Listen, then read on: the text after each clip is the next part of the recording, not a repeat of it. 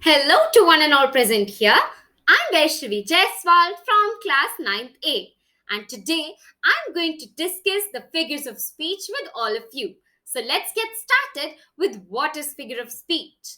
A word or expression used not with its original form but in an imaginative way to make a special effect in the sentence is known as figure of speech.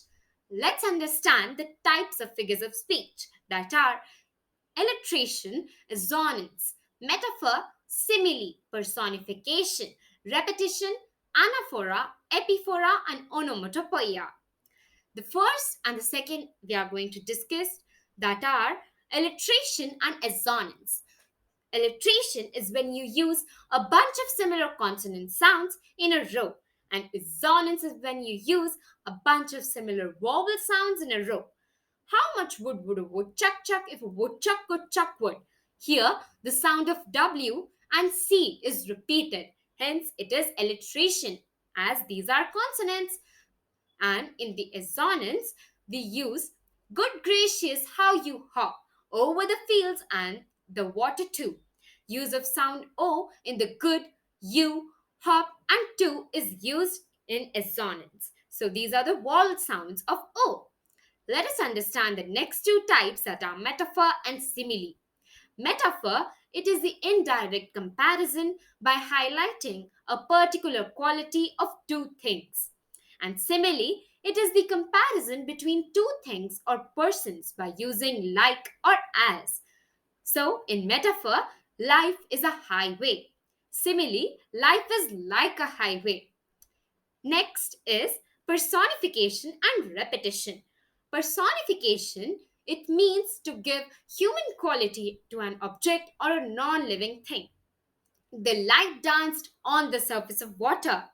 Well, as we know that light is non-living thing, and in personification we have given light as the human quality or activity of dancing on the surface of water.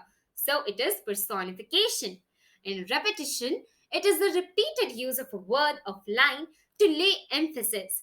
The old man walked down the street, down the street, down the street. Here, the word down the street is repeated again and again, mostly three times. So it is the repetition. Then comes the anaphora and epiphora. Anaphora is a figure of speech in which words are replicated or repeated at the start of successive clauses, phrases, or sentences. In epiphora is a figure of speech in which words are replicated or repeated at the end of the clauses, phrases, or sentences. For example, time to gather all your fragments, time to arrange them in a proper places, time to set the glue, time to seal and heal.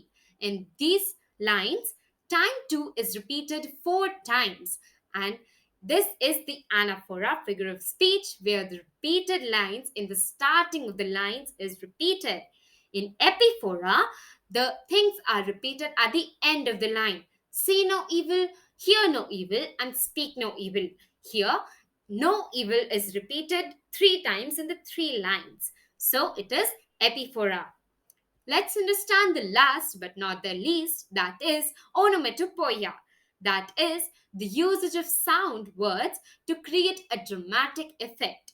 For example, once upon a time a frog croaked away in the Bengal bog. So here the poet used the word croaked, which is a sound of made by a frog. So here it is onomatopoeia. Some other examples of it are like the buzzing of bees, pattering of rain, etc. So, here I would like to end my video and thanks for watching.